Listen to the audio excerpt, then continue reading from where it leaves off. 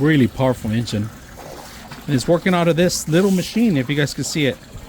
This controller, the little machine. All right, so if you ever want to move water to place, or maybe water fountains or Wavemakers, this is a little powerful pump that you guys see here. It comes with the footing, all right? Little flat footing, connection, controller, and the timer that you need to do, all right? It says 24-volt DC in. Different attachments for different kinds of connections. So if you have a plastic hose or maybe a water hose, you can attach this. This actually will take any kind of water movement, or else suck in all the water through here, through this little filter. It's a mesh filter. It's not a real mesh filter. I mean, it's a plastic filter.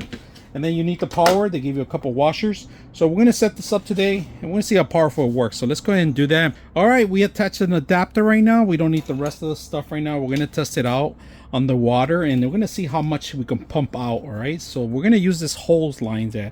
I want to see how powerful this thing is, if it's going to help me out creating large waves, maybe moving the water around. We're going to put in the pump on the water. All right, just throw it on all the way to the bottom, let it hit the ground. Power button right now, and I could hear it already working.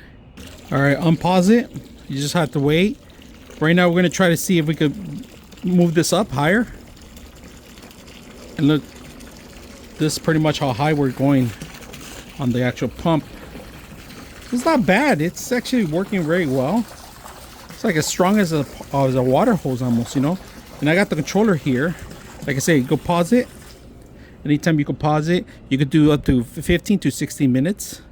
And then you have to wait a while because it starts blinking. You hit all the way to a 5, all right? Unpause it.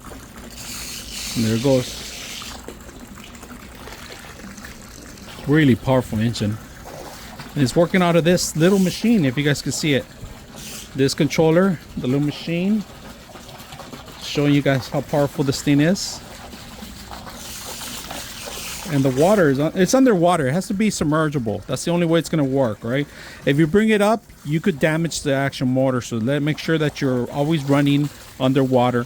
And like I said, you always have controller. You 15 minutes, 60 minutes, and you can always pause it and turn it off completely. So pausing it or turn it off completely. Turn off, simple as that. So this little motor here has a lot of little power for what it does. So you could just run this pretty much all day if you want. It's perfect for ponds, pools, any kind of area you guys are looking for. So out of the box, very simple to put together. I hope you guys enjoy the video.